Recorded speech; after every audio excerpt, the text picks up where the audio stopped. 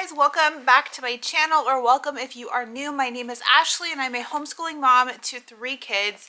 Today's video I'm going to be talking about my favorite curriculum. Now there are many other curriculums that I would also call my favorite, but I would call them my favorite for a specific subject. This curriculum that I'm sharing today I just love overall, and I see us using it for multiple subjects over multiple years with all of my kids. This curriculum I've also been using for the past year, so I'm also doing this video as kind of an update. I get tons of questions about this curriculum specifically, and there's not a lot of content out there about this curriculum. So I'm here to share, I'm here to answer a lot of your questions. I've been collecting different comments I receive, different questions I get about this curriculum. So let's jump in and talk about one of my favorite homeschool curriculums, Moving Beyond the Page. Full disclosure, this video is not sponsored. I do not work with Moving Beyond the Page. There's no affiliate, anything. I'm honestly sharing the units I buy, how we use them, all of those things. Now, Moving Beyond the Page is built to be like a full-blown curriculum. You can buy year-long bundles where you get all of the units for the entire school year for all of your subjects, and that is what most people know of Beyond the Page. So when you see those year-long packages, sometimes the price can be a little overwhelming. The amount of stuff that's included can be overwhelming, so I'm going to break it all down. First up, I don't use year-long packages. Now that I've been using it for a year, it may be something I consider next school year if I see that working in. However, I use them as standalone units. So Moving Beyond the Page year-long programs consist of standalone units. Now, if you do the units in the sequence that they have it set up in the different concepts, then your kids are learning skills at that grade level. They're practicing those skills and things like that. However, they've set it up to where you can also just do the units standalone. So I have done a ton of their language arts, science, and social study standalone units. I fit them perfectly into our homeschool, and my kids really enjoy them. So when we choose to do a unit study, I'm choosing it basically on maybe one of the books that is paired with it. All of Moving Beyond the Pages units are paired with some sort of literature. So you can look at it loosely as like a literature-based curriculum, but they do also have activities if you're the type of parent who likes the teacher guide, having kind of some activities to do, some, I don't want to say textbook, but some like workbook pages to work through. So you really do get like best of both worlds, as well as, even though it's literature based, it's not a super intensive literature based. There's other curriculums where your student is reading 3 or 4 books at one time.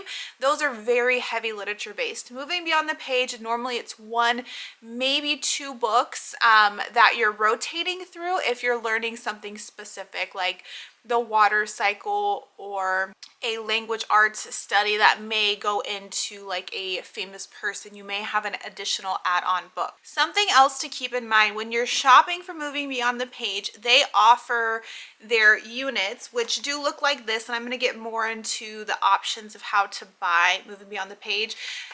You can just buy like the unit itself, which is what this is, or you can buy it with the literature. So when you're looking at pricing as well, keep in mind, not only are you buying the curriculum, you're also buying the actual literature, the books, the activities that go along with the curriculum. What I do, because right now in our homeschool, we're using the unit with multiple kids. So I'm using the unit with both a 5th and 3rd grader. I choose to either buy the books off like thrift books or get them from our library, because I need 2 copies of the books, 1 for each of my kids, and eventually that money does add up, and we only spend about 3 weeks on one of these units, and so I have a hard time buying a lot of books in short periods of time. So there are ways to make this curriculum a little bit more affordable. Now, if you want more information on individual units that I've done and I recommend and I can tell you a little bit more about, every time we complete a unit from Moving Beyond the Page, I make an entire review video. So I have an entire Moving Beyond the playlist link down below where I have created a video for every unit that we've completed. I think we've completed 7 units so far. We're about to finish Iggy's house, which this video will be up very shortly after this one. And then we are starting our new one, Poppy. Let's talk about the different age levels for the units. So I am not following their recommendation for age levels, even though their age levels are on a range. I chose my units specifically based on books I wanted my kids to read. And so we are using their language arts units as like our reading units. And so when I was shopping for their units, I knew there were specific books we wanted to read. Last year, we wanted to read Charlotte's Web, The Family Under the Bridge, and so I just purchased those corresponding units. I wasn't really paying attention to the recommended age or grade level. Now, there are some concepts that I need to cover a little bit more with my 3rd grader versus my 5th grader. But overall, the content, the discussion questions, the book choices are great regardless of age. The books that are chosen have great meanings, great stories. They're normally like classic books that you would find in any recommended, curriculum. And so I feel comfortable kind of doing them jointly with both of my daughters. Now, though, that we've done so many of the units, now I am starting to look at separating my daughters, which may happen halfway into this school year. We're about to meet our halfway point, so the second half of this school year, I may go into some units for my older daughter, and then my younger daughter may stay kind of at the level we're doing now. These units are not just reading units, so they don't just have like comprehension questions.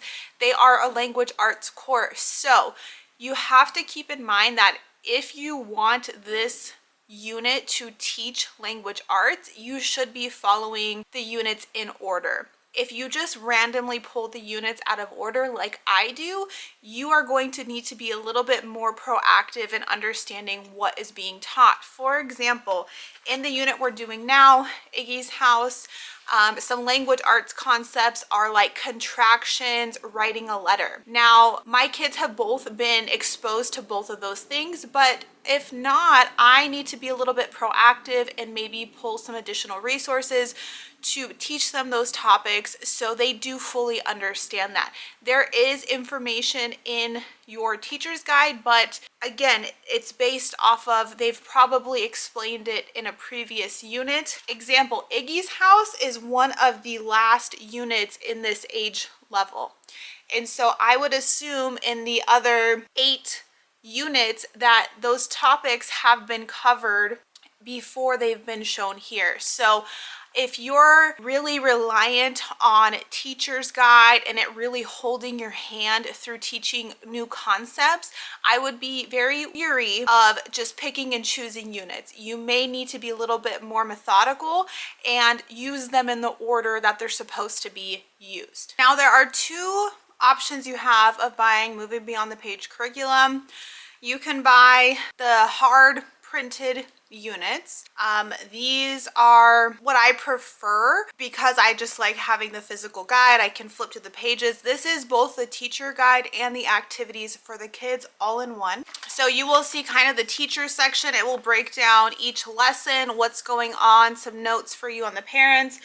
It will explain, what chapters they need to read, and then the activities. Then there are different activity pages that I just make copies of and then put in my kids' binder. It's just easier. I don't want them writing in my teacher's guide. I like having the separated pages, as well as I use this with my multiple kids. If you don't write in this, you can obviously like resell it on like a homeschool reselling website, give to a friend. So that's always the benefit of having like the hard copy of it. Again, for me, it's just easier. I can grab, flip it, do what's needed. But also on the flip side, you can buy this digitally, where it's a little bit more inexpensive. Does that make sense what I just said? It's more inexpensive. It's like, I think $5 cheaper per unit. I'll put the prices in text on the video. They just changed, so I don't remember the pricing anymore. So when you buy the digital, you get like the teacher portion digitally, where it's like a step by step, like, okay, here's what you read, here's the next task, and then all the student activities are PDF files that you would print. And as long as you're using them, you know, just in your home with your family, you print the copies that you need, which obviously I like that. So it's cheaper, but the only thing is you don't have like that physical teacher's guide. So I normally don't have like a computer with me out in my homeschool room. Sometimes I have my like iPad that I could probably pull up and use. I just need to get more used to that because we do so many of these units, and because I'm going to have both of my daughters split, which means they're both going to be working on units. Then I need a little bit more cost-effective way to do that. Obviously, if you buy the digital option, you don't have the option to resell either because it's digital. Also, a side note, when you purchase the digital option, you only have access for 18 months. So definitely do not overbuy the digital ones because you may not get to them and you will lose your access. One cool thing about Moving Beyond the Pages website, regardless if you buy hard copies or the digital copies, they have a planner where you pretty much punch in like your kids' information and what units they're doing. So I really like it because it allows me, someone who doesn't use their full year of curriculum, but just random units, I can plug them in and it gives me like a daily schedule, which is really nice. So there is that option as well online, regardless if you buy the printed guides or the digital guide. I wish I would have counted and told you like overall how many actual individual units they have, but overall they have 9 different age level chunks. Yeah, 9 different age level chunks. So they do have it starting as low as, I would say, probably a kindergarten, pre-K and kindergarten kind of smushed, all the way up to, I want to say, like the first year of high school is the ages and grades that they cover. Every subject: math, language arts, history, social studies, science. The only type that I have not used from them is math, even though I'm very intrigued because they do use a lot of literature with their math. So they do obviously have lessons and practice worksheets, but they do incorporate math type literature, which if you have a kid that loves reading, I really think that's a cool option for a curriculum that's not talked enough about. I do find their website a little hard to shop on. Now that I've been on there over a year, it's a little bit more operational for me, but I actually preferred getting their catalog in the mail. I'll put the link down where you can sign up. It was free because then you can look at all the different units, all the different age levels, everything that would be included, all the books that go along with it. It just explains a little bit more about their philosophy, kind of just shows you like the path of what they're going to learn.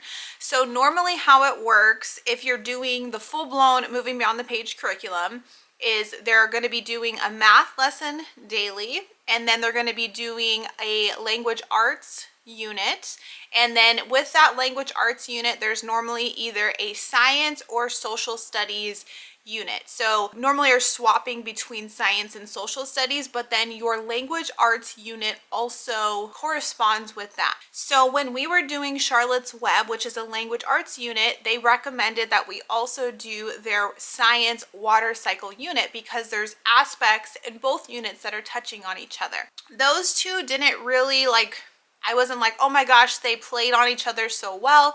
But then we did the language arts unit, The Family Under the Bridge, which is talking about a family who doesn't have enough money to live in a home. We're kind of learning their struggles. And then we matched it with a social studies economics unit. And we were learning about economics and finances and money. And I felt like those two played very well together. That is where I really enjoy Moving Beyond the Page, is if you want to do 2 units together where you're tying language arts in with either a science or a social studies. They really play well off of each other. They're not super time intensive. There are normally like 2 to 3 activities per lesson, which can be a worksheet, a game, a research something. I mean, it really depends. If you're finding that your kids are spending too much time, then I wouldn't do all the activities. Last year when we were first using Moving Beyond the Page, we would probably only do one activity per lesson, to be honest. But now, because we're so used to how Moving Beyond the Page units go, we pretty much do all the activities now, like with no questions. So I would definitely say build yourself up. That's also where I go back to, if you're a parent who needs your hand held and wants like verbatim, step by step, everything done for you, I don't see that in this curriculum. It's helpful enough. It gives me enough direction, but there are times where I feel, because I know my kids, I need to either supplement, I need to explain something differently, I need to focus on something a little bit more. And so there is a little manipulation on my end. I don't use this curriculum as a black and white, open and go, verbatim. I use it as a tool. It lays out great literature, it lays out great lessons, great examples of things to do, and then I kind of add my spin onto it. There was a lot of that I did with the water cycle science unit. I felt like a couple things needed a little bit more explanation, and so you'll see that I found additional resources to just enhance the lesson. So I do think that it's not an open and go, in my opinion. I do think that it requires a little effort on your end as the teacher to make sure it's planned out well. Now, as far as like actually completing the activities, it's very independent. So like my kids now, like I say, we're reading this chapter, they prefer to read it independently.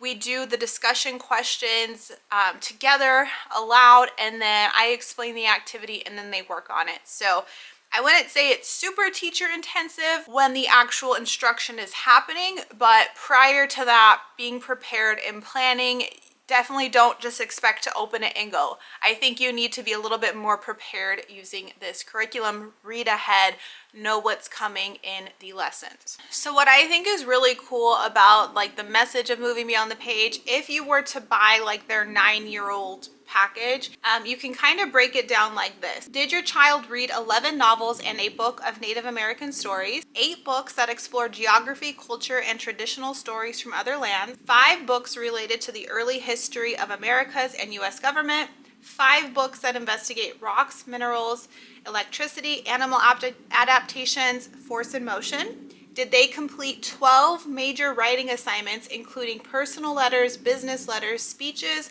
descriptive paragraphs, persuasive arguments, short stories, news articles, poetry, and a book chapter? Did they experiment with different types of soil, outdoor composting techniques, ecosystems in jars, magnets and magnetic fields, shields, electronic conductors, batteries, motors, friction and force, a balloon rocket, properties of rocks, shortening in ice water to appreciate the adaptations of polar bears, simple machines like wedges, planes, screws, and pulleys? Did they make memories, square dancing with friends, a pioneer dinner with your family, airplane wings, a quilt, a nutcracker, a compass, and a World Explorers card game? So that is what, if you bought all of the language arts, science, and social studies, not math, if you bought all of the everything except math for that age level, which I think it's the 8 to 10 level, that's what your child would learn using Moving Beyond the Page. So they're reading great literature books. They're reading literature that also will tie into different cultures, different history, geography, science, and then they're also doing in their science units experiments. And then between all of the units, they're doing fun activities as well. There's always like special end of unit project. Even though I don't use Moving Beyond the Page right now in that year-long aspect, I love the different activities. I love the concepts. I love the important meanings behind a lot of the things.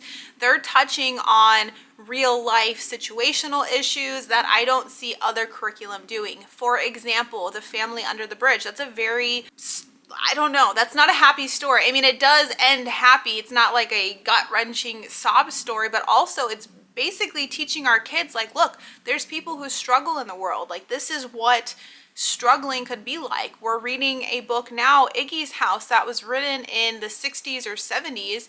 And we're learning about, you know, racial issues and people treating people unfairly. And those are conversations that I don't think happen as much anymore. We're not you know, most kids don't pick a book that was written in the 60s or 70s, but the meanings in the literature that they choose is just, I don't know. The books that they choose are top tier.